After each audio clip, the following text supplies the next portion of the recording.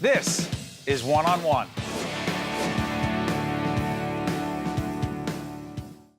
We're pleased to be joined by Christopher Gruits, who is Executive and Artistic Director, Annenberg Center for the Performing Arts in the city of brotherly love, Philadelphia. How you doing? Good. Tell us about your place, your little place. So we're the second Which is largest not little little. place. Yeah, we have a 3-theater complex, the second largest performing arts center in Philly Metro, actually the oldest performing arts center in Philly Metro, built in 1971. We're part of the University of Pennsylvania, and we really serve two roles. We're there first and foremost to support Penn and the student experience, curriculum, extracurricular activity, and student performing arts. And then we really bring in a kind of premier season and world-class artists, national and international artists that wouldn't normally come to Philadelphia. And we serve as a community window for the university to West Philadelphia and also Philly Metro. You know, Chris, I know people in Philly are proud of the Super Bowl as we do this program. There'll be another season for the Giants. That's another story. But beyond that, I take a lot of trips down to D.C. on the Acela or other, Amtrak right down there. Yep. And I go, hey, Philly, there it is. Right. I've been there a few times. Right. But all of a sudden, as I'm getting ready for the show, it's such a cultural city. There's so much cultural. Make the case. Yeah. So it's a huge hub for culture. It's one of the biggest industries. And I think what's happened over time is, and a lot of the artists that we're trying to work with are, some of those artists perform in New York City at BAM or at Carnegie Hall or Lincoln Center. They whiz past BAM Philly on is the in Brooklyn? Acela. Yeah. I'm sorry. Brooklyn Yeah, Academy of Music, yes, sorry.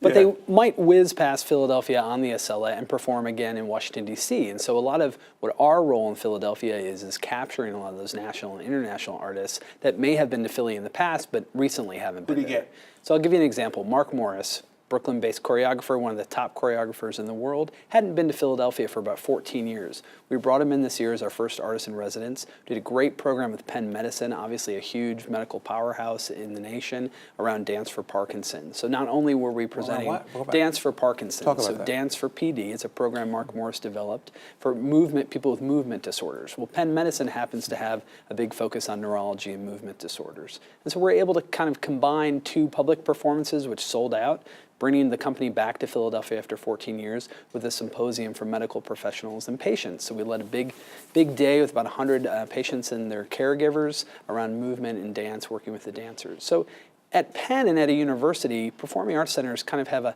slightly different role in that we're a little bit of a hybrid. We can go very deep in our programming and our work with artists in a way that some other places can't. What about kids and arts, the arts, So- arts education? It's so important today, and I'm sure you've addressed this through all your great work with New Jersey institutions, but so many kids today in public schools don't have arts education or the range of arts education That's that what they used to happens have. when budgets get cut. Exactly. So music and arts are usually the first to go, unfortunately. And it's been proven time and time again that kids who have exposure to music, who have exposure to the arts, do better fundamentally in other academic areas. And so a lot of what we do, we serve about 8,000 kids in the Philly metro area. We subsidize a lot of ticketing and a lot of busing to bring kids into the Because center. it ain't cheap. It's not cheap, but we want to bring kids in who might not have exposure to the performing arts otherwise. And in many cases, if they're seeing a performance of dance or of music or of theater, it's their only exposure for the entire year. And so some of them are getting an introduction to what it means to go to the theater, what it means to go to a concert. And that hopefully, if we do that enough over time, is going to have a cumulative effect so that they have an appreciation and understanding a little bit of the performing arts. Talk about the financing. I mean, as you're a nonprofit, we're a nonprofit. Right. Public broadcasting, that's our world. Our friends at New Jersey Performing Arts Center that we were just talking about with John Strangfeld from Prudential. They're a nonprofit, but we have to be, dare I use the term, Chris, highly entrepreneurial. Does that mean anything to you? It does, yeah. It means we're fundraisers 24/7 is what it means. 24/7. And I think if you're at a big university like Penn, you have to be intrapreneurial as well. You really are trying to see how do we advocate for the center at a big university and also within the context of Philadelphia, because there's a lot of competition, as you know. We're constantly having to fundraise, we're constantly having to prove our impact so that we can support these types of programs, because as you mentioned, it is not cheap. It's not cheap to bring in world-class artists to do performances. Yeah. By the way, Georgette, I love your playing work. Georgette, who is our great producer who understands the arts better than most people I've ever worked with, said, why don't you talk about the dance of getting people who are involved in dance to your place, not just the dance of money. Sure. Is it Dance Theater of Harlem? Yeah, we have Dance Theater of Harlem coming in as our second artist in residence. They're coming down to What's Philadelphia. the whole thing, artist in residence? What does that mean? So what we try to do, the best image I can say is if you have a picture of an artist and then a picture of an Looking at it artist, right now. with a suitcase. That's the artist in residence, right? So they're going to stay a little bit Hold on, longer. you don't have dancers walking around with suitcases. Don't tell me that. When they come into Philly, they do. There's a lot of suitcases, but a lot of the residency components are really around community engagement. So in the case of Dance Theater Harlem, how are they going to engage with West Philadelphia, with students, with ballet students who are just getting introduced to dance for the first time? We're going to premiere a piece by Robert Garland, who's he's originally from Philly-based choreographer. So it's going to be a world premiere of that piece, and they'll tech and build that piece at the Annenberg Center when they're in Philadelphia. Martha Graham? Martha Graham's coming with the Eve Project, one of the finest dance companies in the world, and it's a really great testament to, the centennial of the 19th Amendment, actually. So they're really looking at women and empowerment, and really looking at female choreographers. Dance is one of those... The amendment giving women the right to vote. Yes, of course. And that little thing. Yes, that little thing. It's change of the world. Huge change in the world. And I think if you look at the history of the Martha Graham Company, and you think about Martha Graham in the 1930s, for example, and the types of work that she was creating, what a trailblazer, what a fantastic company. And what's so amazing about the programs that they produce is it's still so relevant today. World music and bringing quote-unquote world music to your audience. Sure. What does it mean and why does it matter?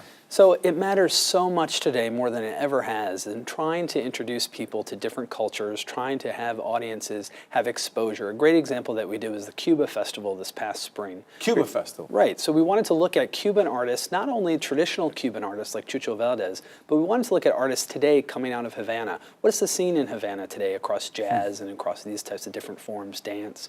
And we brought a great range of artists into the center, and we had talkbacks after each performance with a lot of Philadelphians who were attending these performances. So many of the questions from the audiences were centered around basic things like, what is it like to live in Cuba? What do you think of America? Why does this music sound this way? And so many people walked away from that experience with a better understanding of this country that most Americans have never visited. Last question, Jordi Savall.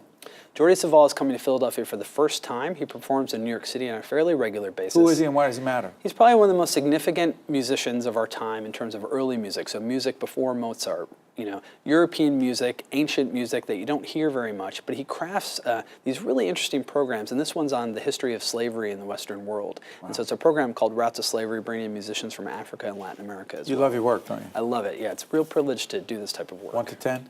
1 to 10, sorry. You love your work? Oh, yeah, 10, absolutely. It's not 11? Maybe 20, actually, in some cases. It was a softball Yes, I gave you. right. Chris Gruits is executive and artistic director. A great organization, Annenberg Center for the Performing Arts in beautiful Philadelphia. By the way, we're exactly in Philly. We're at 36th and Walnut on the University of Pennsylvania's campus. Very easy to find. By the way, Philly has also the greatest trolley. I hate to call it a trolley, but all through It's town, true. it takes you everywhere. Yeah, it's just so quick. It's like 8 minutes into Center City. Great. So. Thank you so much, Chris. Thank you. Thanks for having me. One-on-one, Steve Adubato. Interesting people. Be right back. One-on-One with Steve Adubato has been a production of the Caucus Educational Corporation, celebrating over 25 years of broadcast excellence. Funding for this edition of One-on-One with Steve Adubato has been provided by RWJ Barnabas Health, Horizon Blue Cross Blue Shield of New Jersey, the Healthcare Foundation of New Jersey, PSE&G, the Fidelco Group, NJ Best, and by Adler Aphasia Center. Promotional support provided by NJ.com. Small news, big news, true Jersey. And by the New Jersey Business and Industry Association. Transportation provided by Airbrook Limousine, serving the metropolitan New York, New Jersey area. One-on-One with Steve Adubato has been produced in partnership with TriStar Studios.